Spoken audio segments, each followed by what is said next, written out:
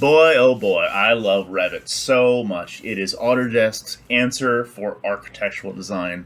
And if you are using Revit or have an interest in using Revit, I would like to be your personal Revit guru, the Revit guy that you turn to for all of your needs. Today, we're going to look at creating a stair inside of the Revit software. With some very simple and basic information, Revit will create a complex, complete three-dimensional modeled stair design for you. And we'll look at an example of that today. Thank you for joining us. Circulation panel, choosing the stair tool, opens up the Modify Create Stair tab. And in the component panel, you have all different kinds of stair types. You have straight stair. Start looking at the straight stair run type first. I'm going to choose the assembled stair design. And again, the base level height is level 1, and top level height is level 2, which is a 10-foot floor-to-floor height, requiring 18 risers currently, with an 11-inch tread depth, and it's calculating a 6-inch and 171 by 256 of an inch for the riser height. Come over here to the floor plan, left-click to start here, and notice as you move your cursor, you can count the number of risers that are being created and how many are remaining, up to 18 currently. Left click to place that, and it says riser 1 through 18. Click the green check mark to finish still, and it creates that stair. From the base, starts with a full solid line work, and then at the cut line, it shows a cut mark, and also the lines above that are overhead dashed lines. Going to a 3D view. So that was creating a stair from one point to the next. Again, it creates a full three-dimensional stair design, including railings, stringers, treads, and risers.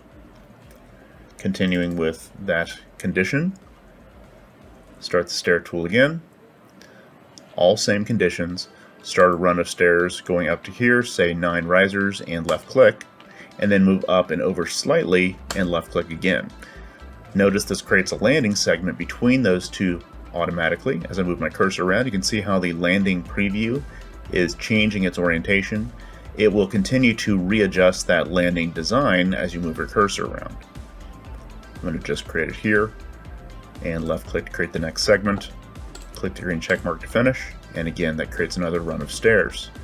In 3D you can see that's created a switchback stair design where the stairs go up, move over on the landing, and then go up to the final position. Stair tool again. Same conditions once more. Left click, move up 9 risers. Left click again, come over here and create another set of stairs going back in the opposite direction, creating a more switchback stair design. So it moves the stairs up, goes over, and then comes back to the same location, instead of exiting on the opposite side. Once again, Revit does a lot of modeling work for you.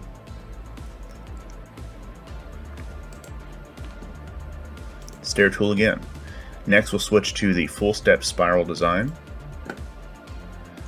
Left click to create a center point, and then the first radius I can create is a 2'6" design. Left click and it creates a full set of spiral stairs.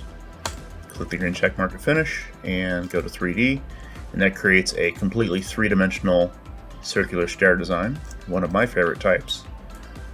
Each of the treads are exactly segmented and cut in a wedged triangular shape at exactly the same design, and the center is a almost helical stringer support design,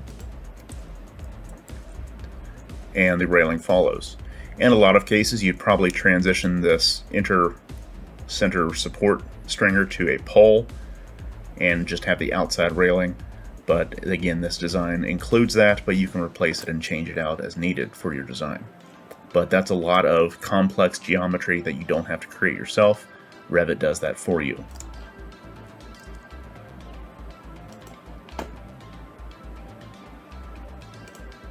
Stair tool again. Then going to the center and spiral case.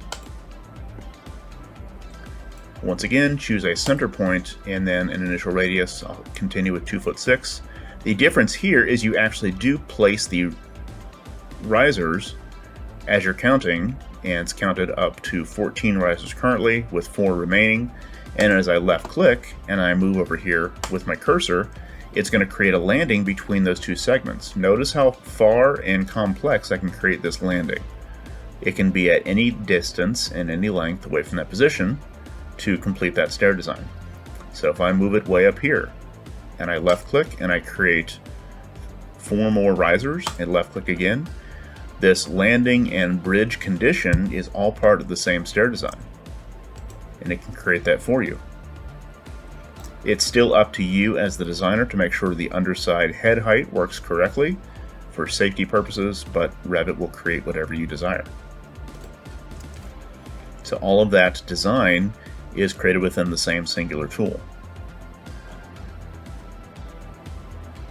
Taking a look at this stair first, I can select that stair and look at the Modify tab. I have an Edit Stair option. Edit that and it turns the design of the stair on, and I have the ability to select each run and length of landing. On the landing, select the landing condition. Again, you have to convert that separately to a sketched outline. And you're using boundary and stair path lines. As long as you use a boundary line and follow around the perimeter of the design, it will create whatever you need, as long as you follow the rules. If I trim those together,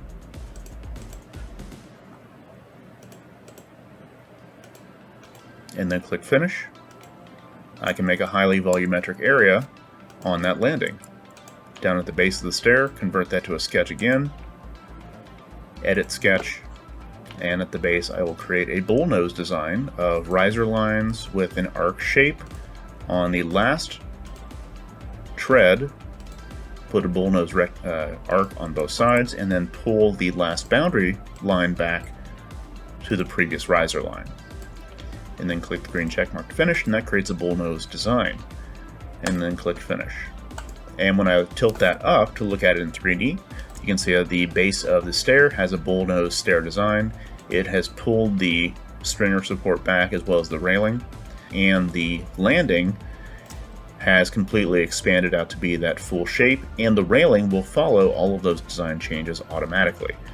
Going to the stair tool, component panel, choosing this Create Sketch option, and using boundary, riser, and stair path lines, you can generate the design of the stair that you're looking for. Creating riser lines, and using the Pick Line tool, I will pick the first leg, second leg, and then I actually run a length of riser line against the face of the wall,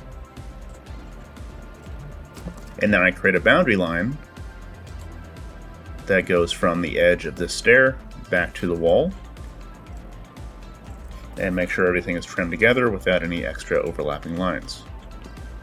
Once that finishes, look at this in a 3D view, set the elevation height of this correct,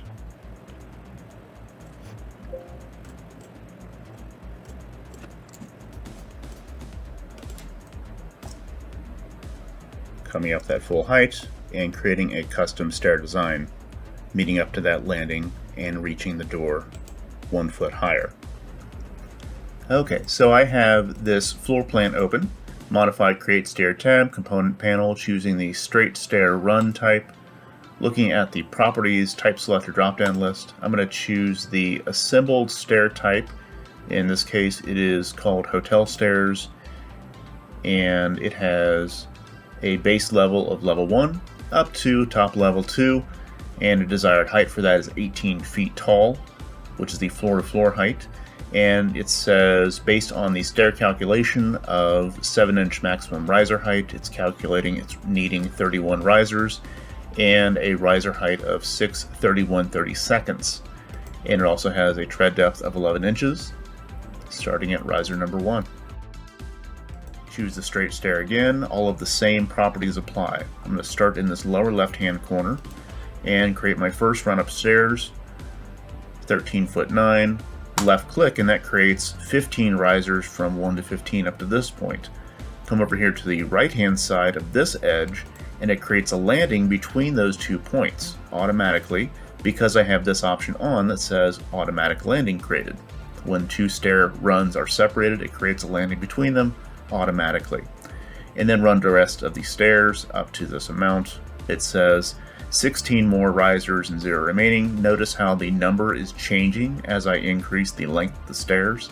That is placing the number of risers at a time up to 31 risers total for 18 feet floor to floor height. Left click and it places that from riser 16 up to 31. Then go up to the Modify tab and choose the green check mark to finish, and that completes the stair creation.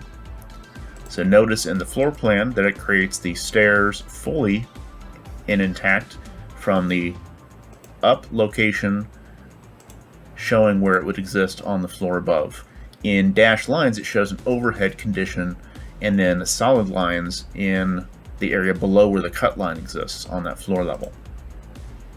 Going into the level 2 location, you can see a tiny bit of railing poking out from this position. The blue area currently is where the floor exists. Right now, the floor is extending over the stair area, and we would want to cut that out. There are a couple of methods to do that. You can create a shaft opening. You can cut the floor boundary in the area where the stair exists, which is what we'll do next. Coming over to this floor plan, selecting the floor line, go to the Modify Floor tab and choose Edit Boundary. Changing the sketch line so that the floor cuts across the face of the exit stairs here. Using boundary lines, I'll draw a straight line across here where it meets this position of the wall. Use the Trim and Extend a Corner tool and join those corners together. I also need to extend this line up the wall and then trim that as well. Once the sketch is completed, click the green check mark to finish, and the flooring is now cut back so that the stairs exist in that shaft opening. That would need to be done at each floor level, or you can use a shaft opening, as I mentioned before. Many ways to do the same task. Looking at this situation in a 3-dimensional view, which I have created here, I have cut back the 3-dimensional view so that I can only see the stair location, and I can see that the stair exits up here at the top of the floor, showing the stair coming from the second floor level down to the first landing, wrapping around this area and going back down to the floor and exiting. The railing itself is currently a picketed configuration. I can change that using the properties. I have a drop-down list where I can change it to different designs, and one of those designs needs to be a single handrail that is wall-mounted. I don't have one of those created, so I'm going to go to a rectangular handrail type, choose Edit Type, and duplicate this type design, labeling this as Handrail Wall Mount.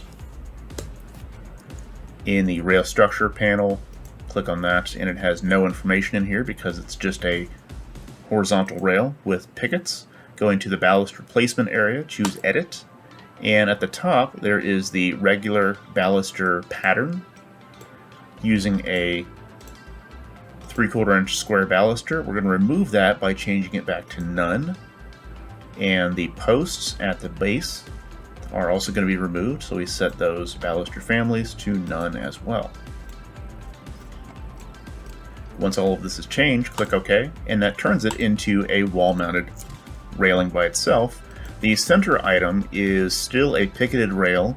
You can also exchange that and make it a guardrail condition. Again, this is a horizontal pipe design, and it has a larger, taller handrail, and then an inset handrail that follows around the perimeter.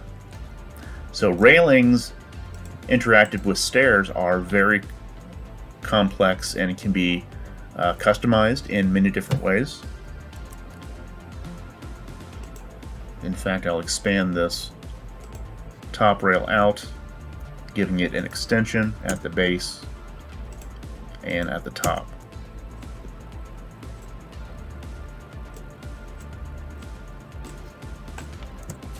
so it extends out and back, typically required by code. Do the same thing on the other side. Extension with a tread depth plus 12 inches, extending that out as well.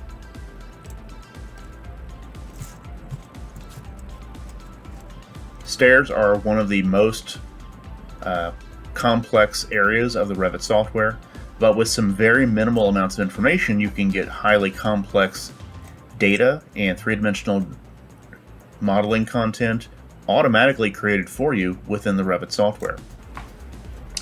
I hope you enjoyed that small excerpt from Autodesk's Revit creating of stairs. We'd like to welcome you back to join us with our next example of ways that you can use Revit to enhance your architectural designs and the ease of which Revit can do that. This channel is sponsored by Imaginet Technologies.